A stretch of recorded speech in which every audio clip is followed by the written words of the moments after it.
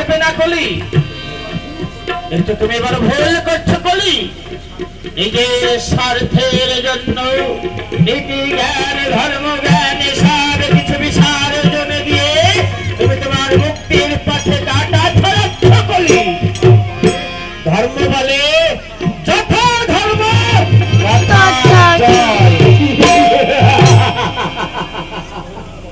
সাধনা সিদ্ধ লাভ করেছি আমি আপনার কাছ থেকে বার পেয়েছি।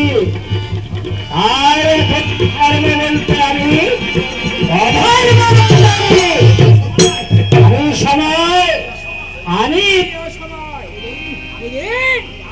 রাত আমি কাল আমি মহাকাল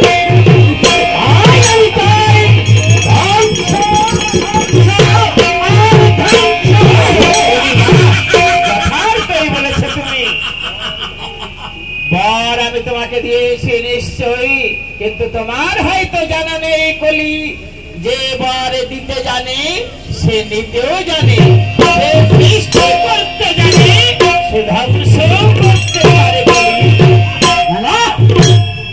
আমি কোনদিন ধ্বংস হব না, কারণ কারণ আমার আয়ু 4 লক্ষ আমার কাজ মিথ্যা হিংসা ধর্ম আর ধ্বংসের ধ্বংস বলেছে বলি। আরে সেই জন্য তো আমি একটা উপায় করে রেখেছি। উপায়? হ্যাঁ উপায়। এই সুন্দর পৃথিবীটাকে আমি 2 ভাগে ভাগ করে রেখেছি বলি।